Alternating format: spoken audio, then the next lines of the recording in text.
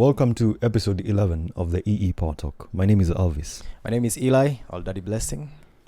Na wanaweza kuita baba yao. Mimi niwaambia I'm your father. Please address me with respect. Yes. So people should understand that. Yeah. We shall continue emphasizing on the beginning of each and every episode. Nitawachosha. But I love you guys. Freelancing. Yeah. Buda wewe ni freelancer. Yeah. Na ndo maana uko hapa. Ndio maana niko hapa. Hujaajiriwa, so you had the freedom. Yes, to come and shoot this. And that's why I like freelancing. Yes. Freelancing. Yeah, it comes from the word freedom.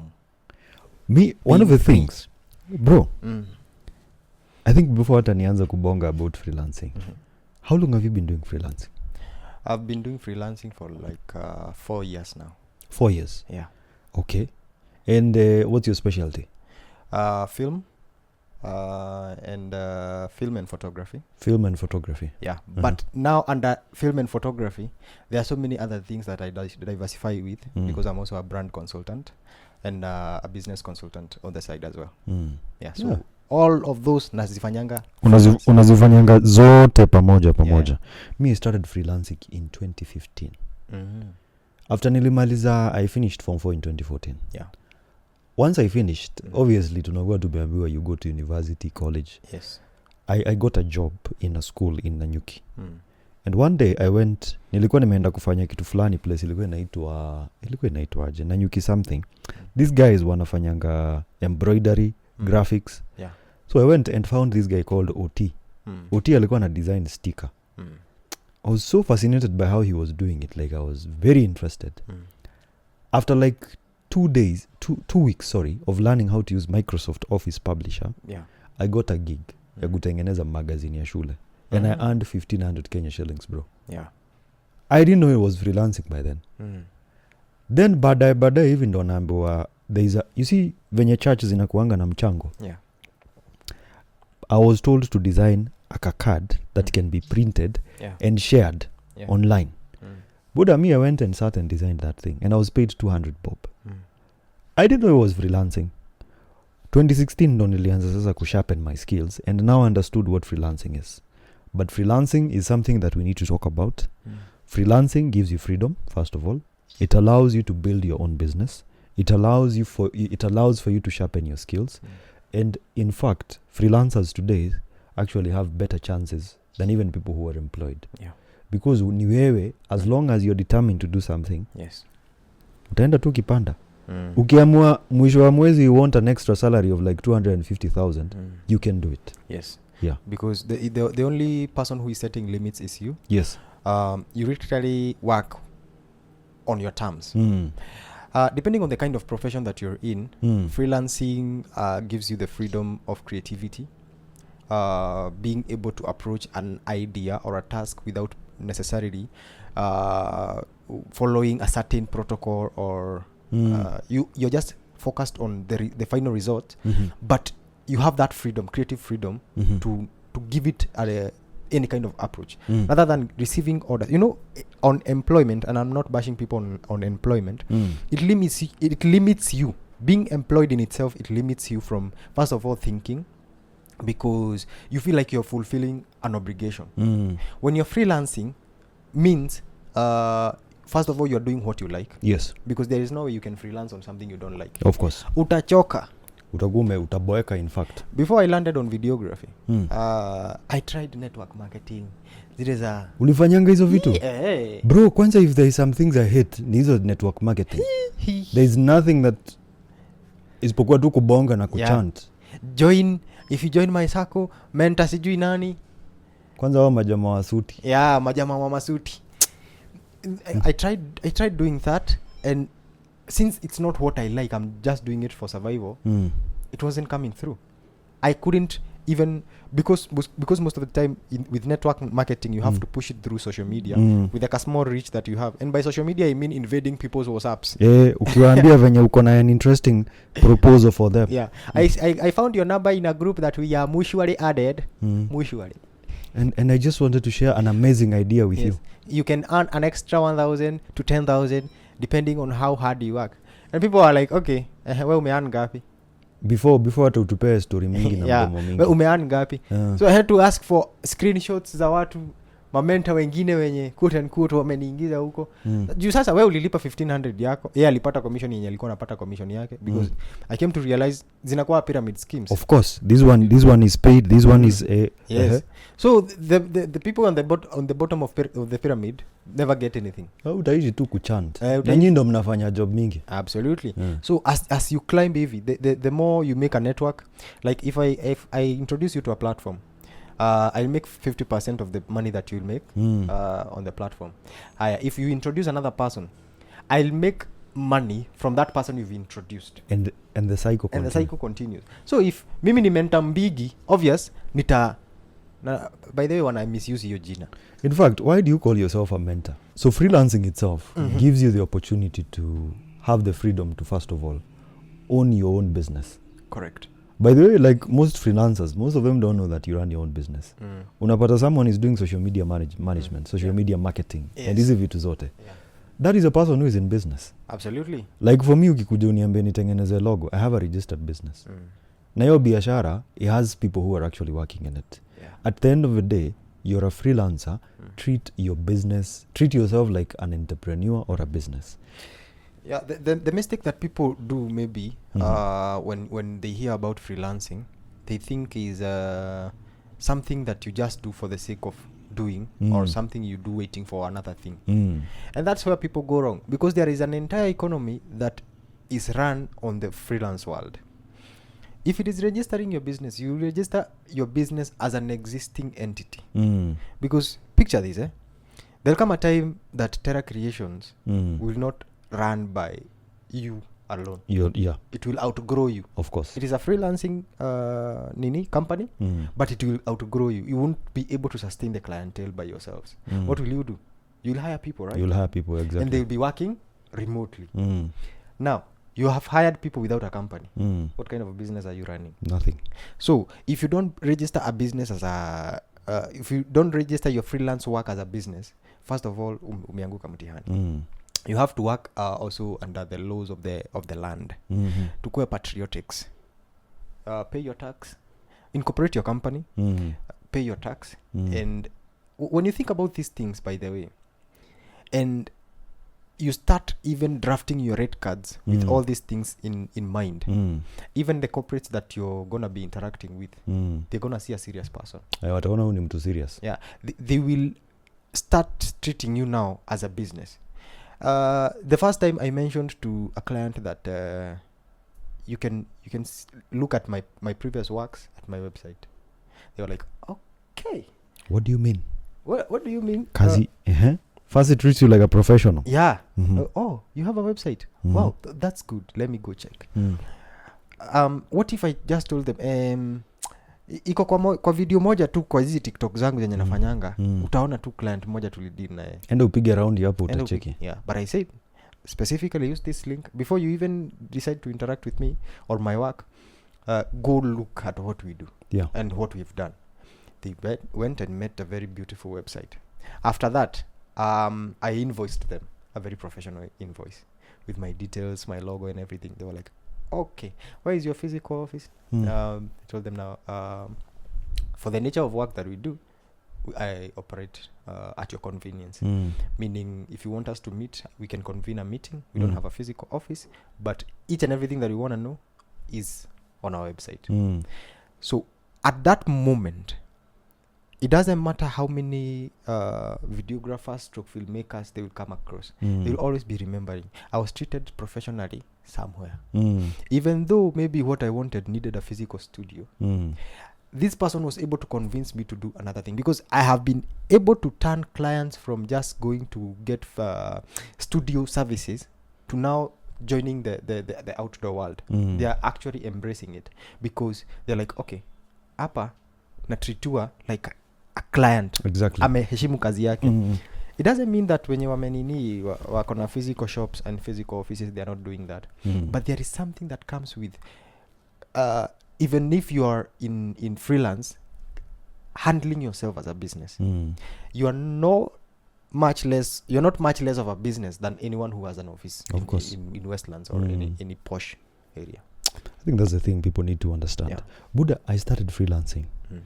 And freelancing sana sana, by the hata kama nilianza kitambo, ilianza when I actually started picking up in 2019. Yeah. When COVID came, people realized that you don't need to go to an office to work. You can always work with someone online. Yes. You hold your meetings using Zoom or Google Meet, more agree and you work. So, but there are these clients who are like, hey, Buddha, na unanitengenezea website and a website is going to cost me like 50,000, 40,000. Hey, let's meet. Yeah. You know where we used to meet? At cafe. Yeah. Java. Kwanza Java ya nini? Java hii ya TRM. Yeah. Hiyo Java nimetembea. Yeah. I used to have clients like every week hapo. And then there's a client of mine who we were to meet in Kamakis. Kuna at cafe na huko ndo nikaonanga, kuna at cafe pia. At cafe is a bit silent and better than Java. Yeah. But most of my business was being done in cafes. And these guys never used to want to understand where your office is. We've met, we've discussed the project. Yes. This is how it's going to be done.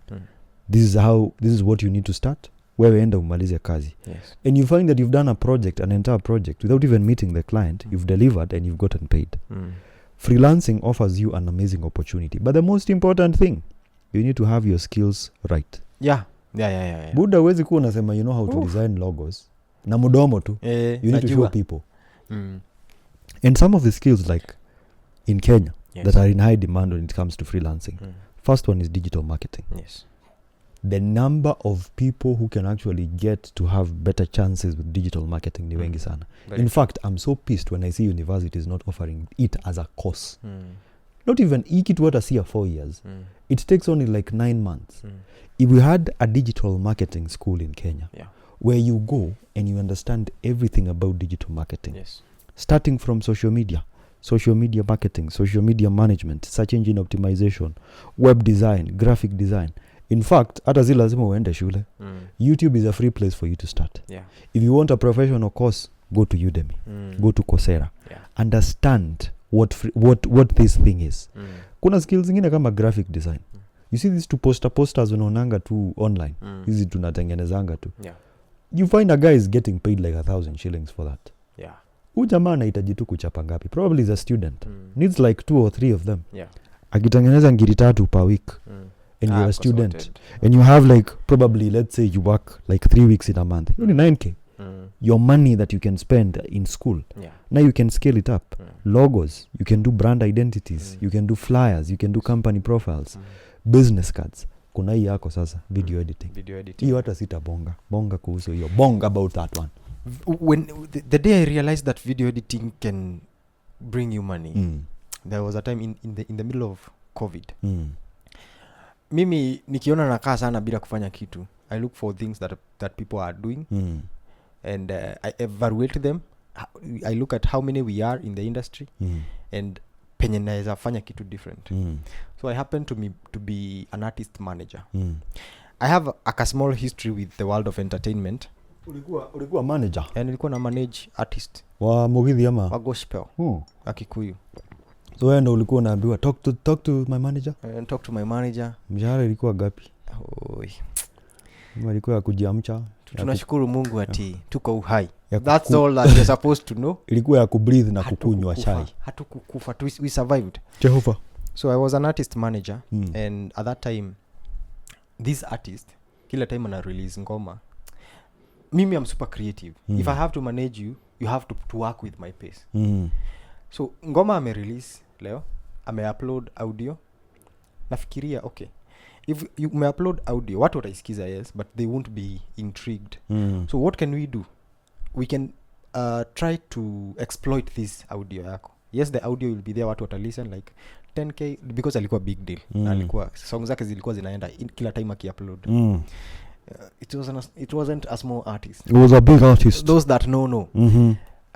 Songs zake zilikuwa zinaenda. So I told him, how about when you do a song, you upload the audio, I'll do the lyrics video for you. Then as we wait for the final music video to come out. So every time he was doing a song, he was earning 3 times from one song. Yes. 3 times from one song. Lyrics, audio, lyrics, video. The audio, and now the main video when it comes out. Haya, managing their social medias and all that. So now how I stumbled on video editing, personally, I wanted to be a comedian. You see his style ya Mr. Bean, Charlie Chaplin and all that. I might put a clip there in between nikipata, the kind of content that I was doing kitambo. So at that time nilikuwa nataka pia mimi nifanye hiyo kitu wanafanya. I saw something on TV and I wanted to replicate that. Okay, nikaona sio okay. How they shoot one long take, but how do they incorporate these different takes? Like hii scene mbona hii angle na hii angle. So I came to realize, okay, they take different takes. Or if they have different camera angles, they combine those camera angles to bring something very very beautiful. Like the way we have here one camera angle, the other here, and the other there. I got intrigued to make a similar thing, like Mr. Bean or Charlie Chaplin. That is how I stumbled upon an app called Viva Video. Niliona. Yes. Nilikuwa naona hiyo app. Unatengeneza video inatoa na watermark. Yes. Viva Video, you couldn't afford to remove the watermark. Viva Video nimechapa kazi nao from 2016. Bado nimefanya kazi on and off. Naajiriwa kwa cyber nafutwa, naajiriwa mahali kwa M-Pesa nafutwa, naajiriwa mahali kuuza gas nafutwa. Kwani ulikuwa kazi ya kufutwa tu? Nikaajiriwa, nikakuwa fundi wa simu, nikafutwa bado. All this while I'm trying my way kuingia in the content world. But I know how to edit. You know, I'm getting better. Viva Video venye niliona venye tunaendelea ni kama okay, I'm getting more professional. Nikijiambia kwa kichwa yangu. But hii watermark inanikatsia. So what do we do? Shoot the normal videos as I shoot them. Then look for a crack software ya simu yenye ita edit without watermark. Nikapatana na software ilikuwa inaitwa application ilikuwa inaitwa KineMaster. Oh yeah, KineMaster. Yes. Nimeona. KineMaster nilifundishwa na Wahindi. Subscribe to my YouTube channel. Open KineMaster. Then wakianza hapo kadi he tibrit he and that is how you upload.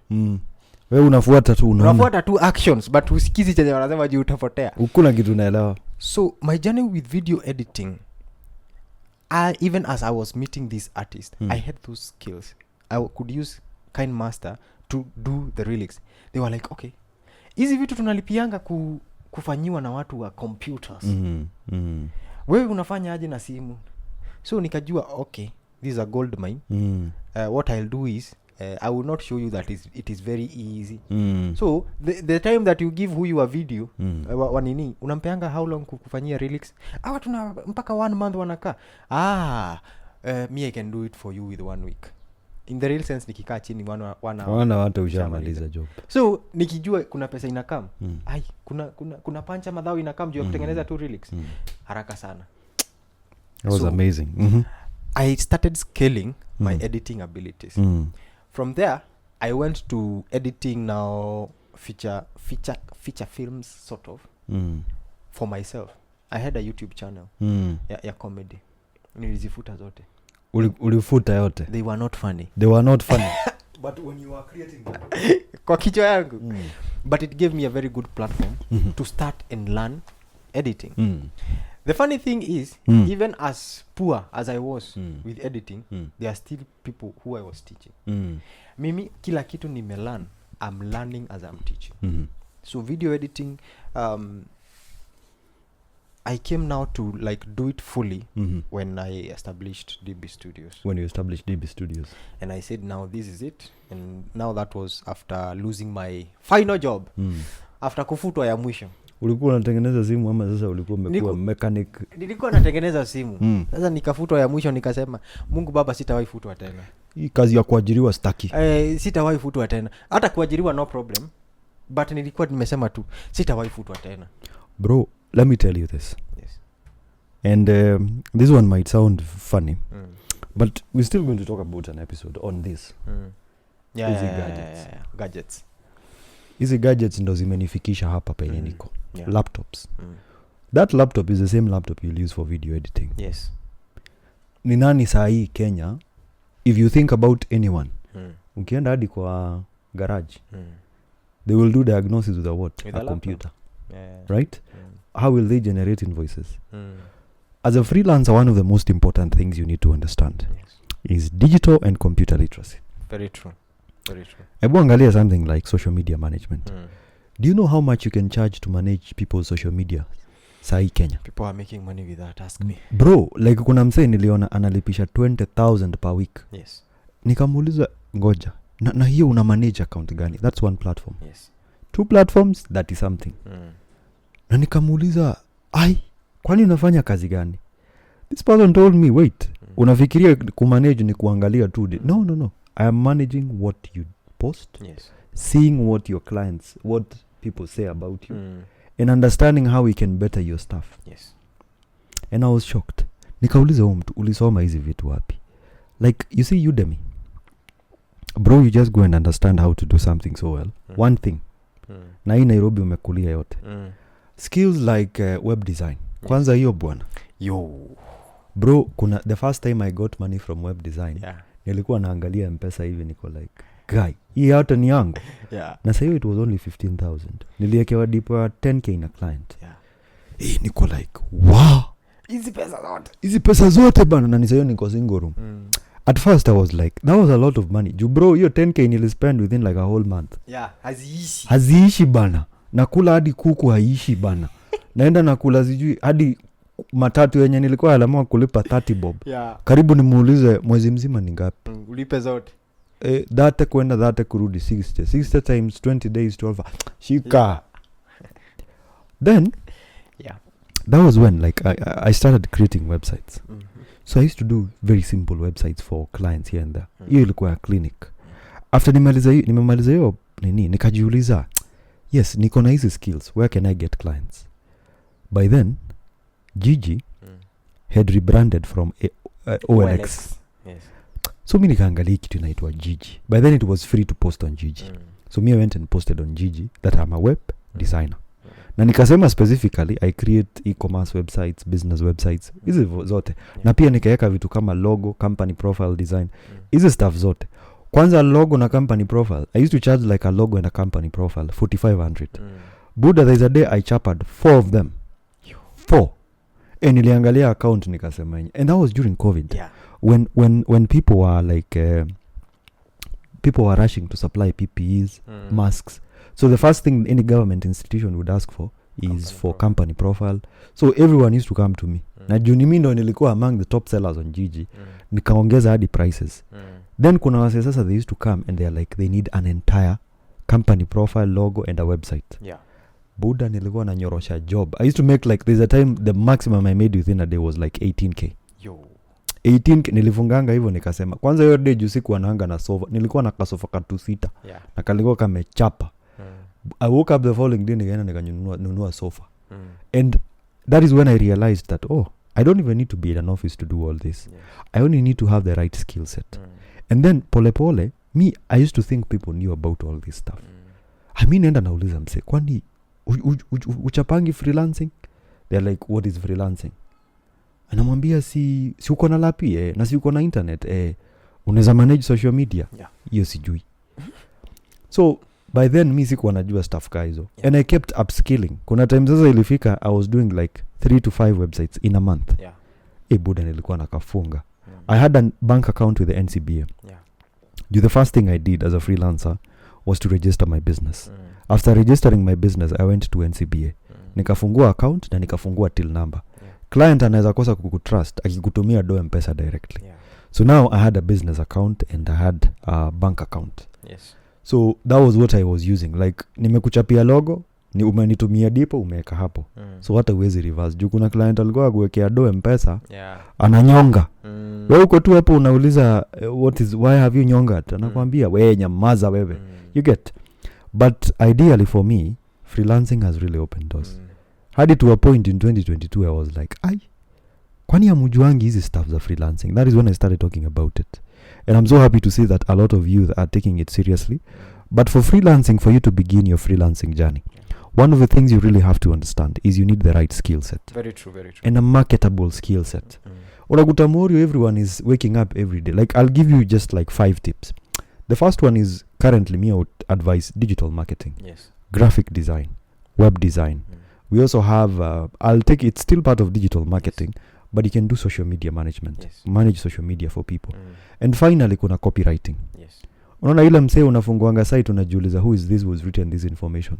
And the good thing is that we have artificial intelligence today to help you solve this particular problem. Yes. So I think people should get to that level. But over and above, as I wind up, for me, freelancing, I think, is a gateway to prosperity for every young person if you only understood and got the right skill set. Yeah. I don't know what you think. Well, I think freelancing is not the future. Freelancing is the current world. Exactly. Because we've been told every time a new idea comes, people label it as the future. The future. It is the present. So if you don't indulge in the presence, the people who are in the present, we shall be indulging in slowly shaping where you belong in the future. Yeah, true. Now, it's not threats. That's how nature works. That's how even the world is. Yes. There is a whole episode on adaptability. You will see it. I think episode 8 or something. Yes. You will see it. People who don't adapt, they die. They die. So if you don't adapt to how the world is right now, we are not telling you to conform. That's the whole different thing. Adapt and place yourself at a place where you have an advantage. And the services or the skills that you offer are needed. That is something you need to know. They are needed. It's only you to know how to place them in the marketplace. True. Like if you have a huge following right now, you have an online billboard. You can place people's advertisements there. You can advertise yourself. Majorly mi naambianga mtu, if you have a huge following, prioritize yourself first. Be your own personal billboard online.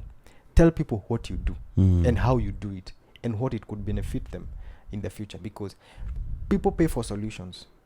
They don't pay for, your appearance or what you say. No. As long as you're providing them solutions, you're going to be paid. People pay for convenience. If you're affording people convenience, you're going to be paid. Yeah, true. We talked about a lady who is doing errands. She's doing it freelance. She has a whole company managing teams. She doesn't have a physical office, but she's doing it freelance. But she's managing errands and affording you convenience. Yeah, and people are so brilliant, by the way. Yeah. So for me, with freelancing, get in and find out. Of course. And actually, let me just add this. Freelancing also gives you an opportunity as a young person to enjoy your life. Absolutely. Bro, like for example, kaya ni freelancer and your girlfriend wakes you up in the morning and tells you, twende Masai Mara. You can work from Masai Mara. Yes. Si muta travel too. Absolutely. Na muende mkijienjoy. Is that bad? It's not. It's even, in fact, more happier. You will even feel more happy and more fulfilled. Yes. As long as you do quality work, you provide quality services, and you know your stuff. Yes. Good. As any other service, when your quality is good, the quantity will be determined by what the customer can afford. Of course. Think about that. EE Powertalk. My name is Daddy Blessing. See you in the next one. See you in the next one. My name is Elvis. Yeah.